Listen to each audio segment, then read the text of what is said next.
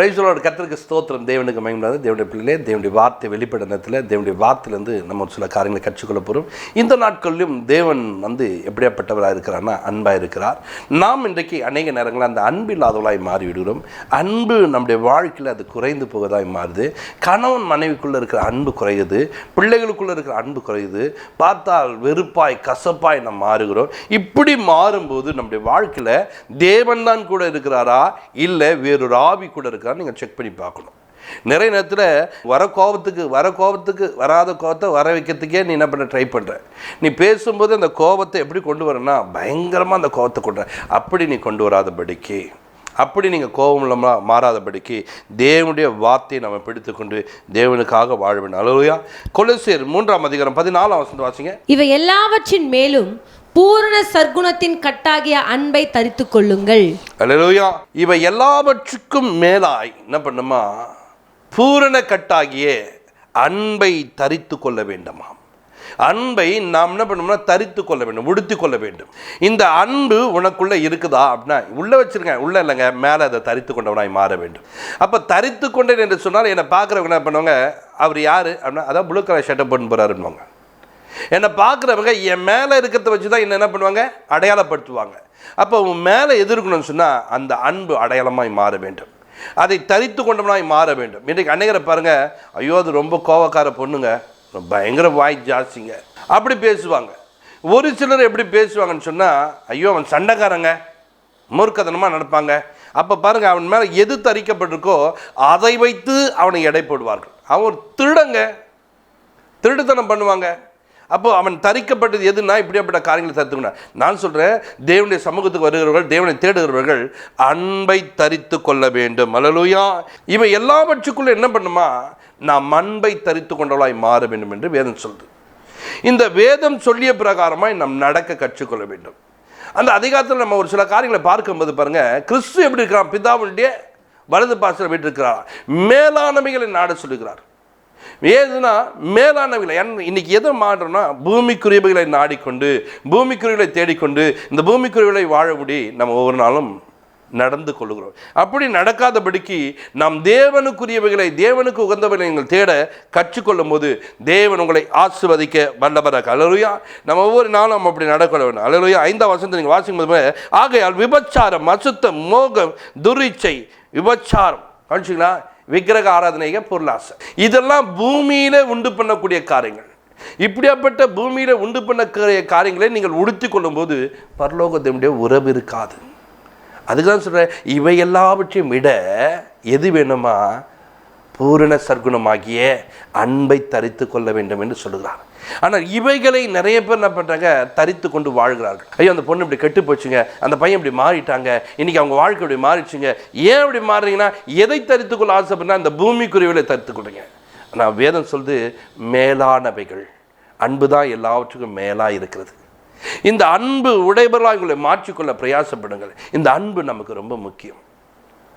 இந்த அன்பை உடையவர்களாக உங்களை மாற்றிக்கொள்ள நீங்கள் பிரயாசப்பட வேண்டும். இன்றைக்கி நிறைய காரியங்களுக்கு எதுக்கோ பிரயாசப்பட்டு பாருங்கள். ஒரு சிலர் பாருங்கள், உடம்பை இளைக்க பண்ணுவதற்கு, உடம்பை ஏற்றுவதற்கு, நல்ல பலமாக இருப்பதற்கு எக்ஸசைஸ் போய் பண்ணி மங்கு பண்ணிட்டு இருக்கீங்க.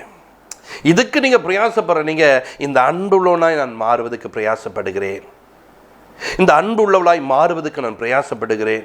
நீங்கள் அன்பாக மாறி மாறி பாருங்களேன், உங்கள் வீட்டுக்குள்ளே நீங்கள் அன்பாக இருக்கவே முடியாது. உங்கள் பிள்ளைகள் அவ்வளோ உங்களை வேதனைப்படுத்தும். அந்த பிள்ளைகள் பண்ணுற ஒவ்வொரு காத்துக்கும் நீங்கள் அன்பே இல்லாதவங்களாக மாறிடுவீங்க. உடனே பாருங்கள், நான் என்ன பண்ணுவேன் தெரியுமா, என்ன செய்வேன் தெரியுமா, இப்படி செய்து வாழ்ந்து எதை நீ தரித்துக்கணும்னா பூமிக்குரியவைகளை. நான் சொல்கிறேன், என்ன பிரச்சனை வந்து எந்த சூழ்நிலை வந்தாலும் நீங்கள் அன்புள்ளவராய் மாற வேண்டும். இயேசுவை நீங்கள் பாருங்கள், இவ்வளோ பிரச்சனை நடக்குது பார், இப்போ என்ன பண்ணுறேன் பார் அப்படின்னு சொல்லிட்டு பண்ணியிருந்தான்னா, ஒரு அதம் பண்ணியிருந்தா இயேசு இந்த பூமியிலே இப்படி வாழ்ந்திருக்க முடியுமா? அவருடைய வாழ்க்கையில் எத்தனை குறைவுள்ளவராய் மாறியிருப்பார். ஆனால் இயேசு இவ்வளோ பிரச்சனைக்கு நடுவுலையும் அந்த அன்புள்ளவராய் காணப்படுகிறார், அந்த அன்பாய் நடக்கிறார், அந்த அன்பாய் வாழுகிறார். மலை மேலேருந்து தள்ளி விட்டுன்னு வந்து நிற்கிறான். இப்போ பாரு, அவர் என்ன பண்ண போகிறாரு, இப்படி பண்ணிட்டாரு, மலையிலேருந்து தள்ளி விடணும்னு சொல்லிட்டு. இப்போது நானாக இருக்கிறேன், மற்றவங்க என்ன நானாக இருக்குன்னு சொன்னால் மலைக்கு மேலே என்னை பின்னாடி தள்ள வரானா தெரியும் எனக்கு. அப்போ தெரியுதுன்னு சொன்னால் வரட்டும் கிட்ட வரட்டும், நான் என்ன பண்ணுறப்பான்னு சொல்லிட்டு அப்படி கிட்ட வந்து தள்ளுறேன், நான் பார்த்து நகர்ந்து போயிடுவேன். அப்படி நகர்ந்தானே என்ன ஆகுனா அவன் போய் கீழே விழுவான். பார்த்தியா என்னை தள்ள வந்தான் எப்படி பார்த்தியா. ஆனால் அன்புள்ள தேவன் பாருங்க, அவன் ஓடி வந்து என்னை தள்ளி விட்டு எதுக்கு அவன் பாவம் செய்தோன்னா மாறணுன்றதுக்காக அந்த இடத்த விட்டு மறைந்து போகிறவாய் மாறுவான். அந்த அன்பை எப்படி காட்டுறாரு பார்த்தீங்களா, அந்த அன்பை எப்படி தரித்து கொண்டவராய் மாறினார் பார்த்தீங்களா, அந்த அன்புள்ள தேவன். பாருங்க, பிரசங்கத்தை கேட்டு போகிறாங்க, 3 நாள் பிரசங்கம் கேட்டு போகிறாங்க. போகிற வழியிலே என் ஜனங்கள் சோர்ந்து போவார்களே, இந்த வார்த்தை கேட்டு போகிற ஜனம் சோர்ந்து போகும்னே அந்த அன்புள்ள தேவன் அவர்களுக்கு ஆகாரம் கொடுத்து அனுப்புகிறார்.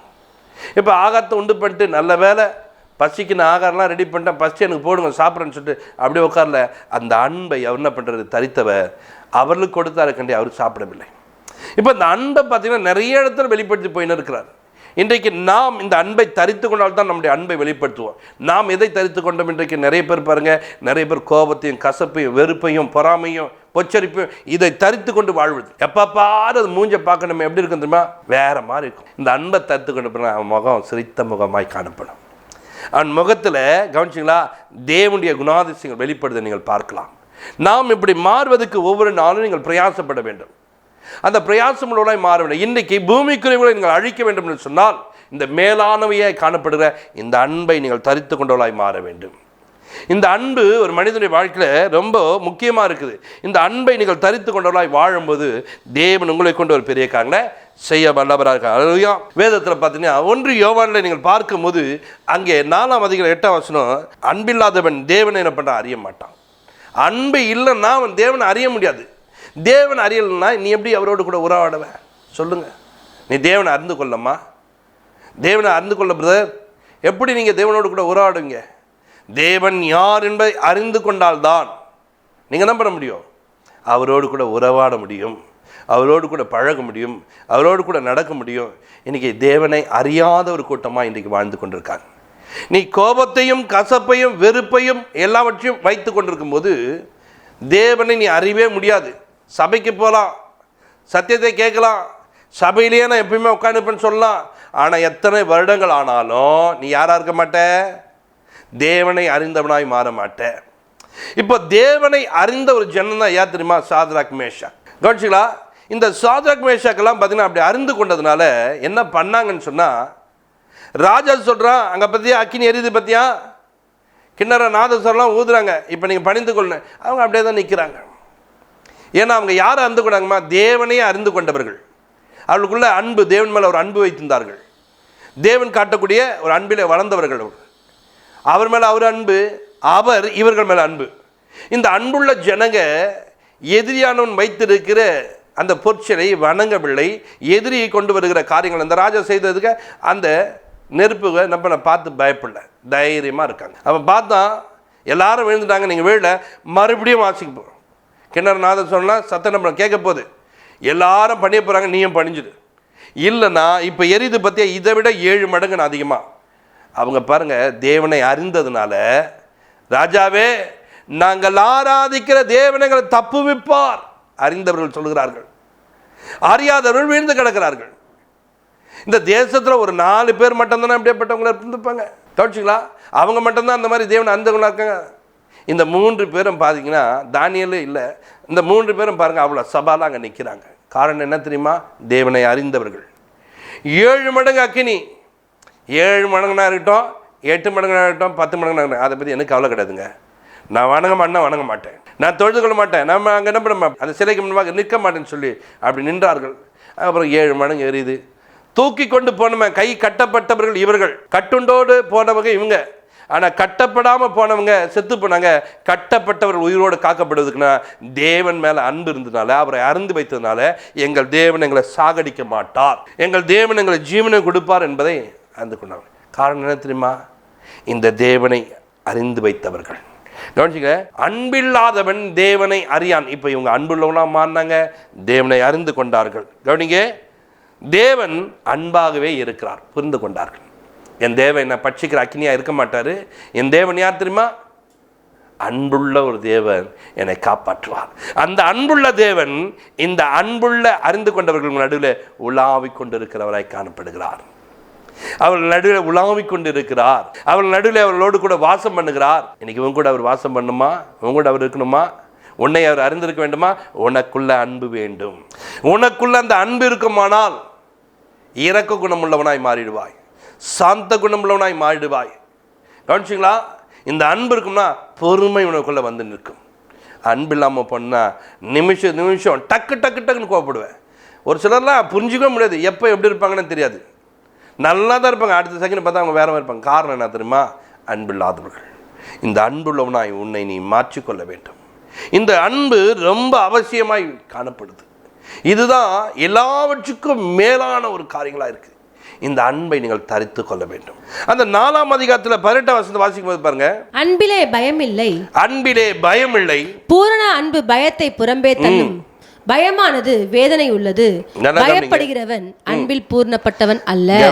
அன்பிலே பயம் இல்லை. அன்பு ஒரு மனுஷனுக்குள்ள இருக்கும்னா அவன் எதை கண்டும் பயப்பட மாட்டான். இந்த அன்பு இவளுக்குள்ள இருந்ததுனால தான், அந்த சாத்ராக் மேஷாக்குள்ள இருந்ததுனால தான் அவங்க பயம் இல்லாமல் தைரியமா இருக்காங்க. எல்லாரும் விழுந்துட்டாங்கப்பா, ஐயோ நம்ம விழலாம் எதனா பண்ண போறாங்கன்னு சொல்லிட்டு இப்போ 3 பேர் நிற்கிறவன்ல 2 பேர் டபுக்குன்னு விழுந்துட்டு ஒருத்தனை மட்டும் நிற்க வச்சுன்னு விடலங்க. 3 பேரும் தைரியமாக நிற்காங்க. ஏன்னா அன்புள்ளவர்கள். அன்பிலே பயம் இல்லை.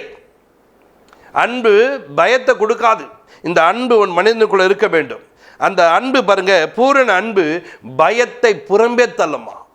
பயம் பக்கத்தில் இல்லாதபடிக்கு மாற்றும். பயமே உங்ககிட்ட இருக்காது. காரணம் என்ன? அன்பு. இப்போ ஆதாம் ஏவாளே தேவனோடு கூட பழகினார்கள், தேவனோடு கூட இருந்தார்கள். இவர்கள் பாருங்க நல்லா அவர் கூட பேசுகிறாங்க. பகலை குளிர்ச்சான வேலை அங்கே தேவனோடு கூட சஞ்சரிக்காங்க.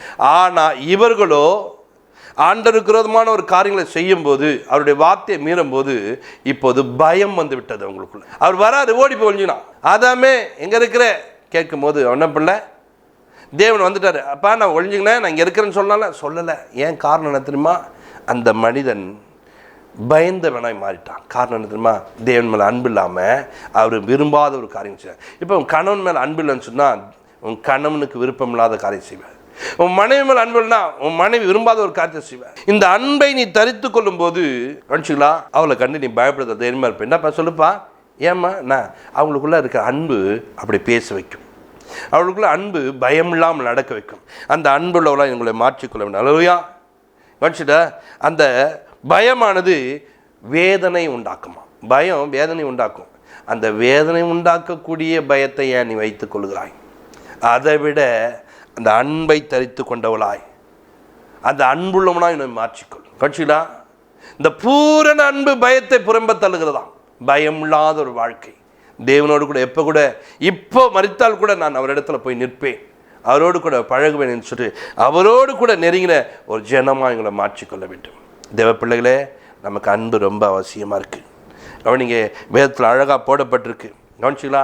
நான் மனுஷர் பாஷையில் பேசினாலும், 1 Corinthians 13 சொல்கிறார், நான் மனுஷர் பாஷையில் பேசினாலும். கவனிச்சிங்க, மனுஷனுக்கு ஒரு பாஷை இருக்குது. அடுத்து சொல்கிறார் பாருங்க, என்ன சொல்ற, தூதருடைய பாஷையில் பேசினாலும். நீ எந்த பாஷையில் வேணா பேசுங்க, அன்பு இல்லைன்னு சொன்னால் நீ யாரை மாற தெரியுமா? ஒரு சத்தமிடுகிற ஒரு வெண்கலத்தை போல, ஓசையிடுகிற ஒரு கைத்தாளத்தை போல நீ இருக்க. அன்பே இல்லாமல் நீ ஜோம் பண்ணுற, உன் ஜபத்தை தேவன் கேட்பாரா? உன் ஜபம் எப்படி தரமா இருக்கும்?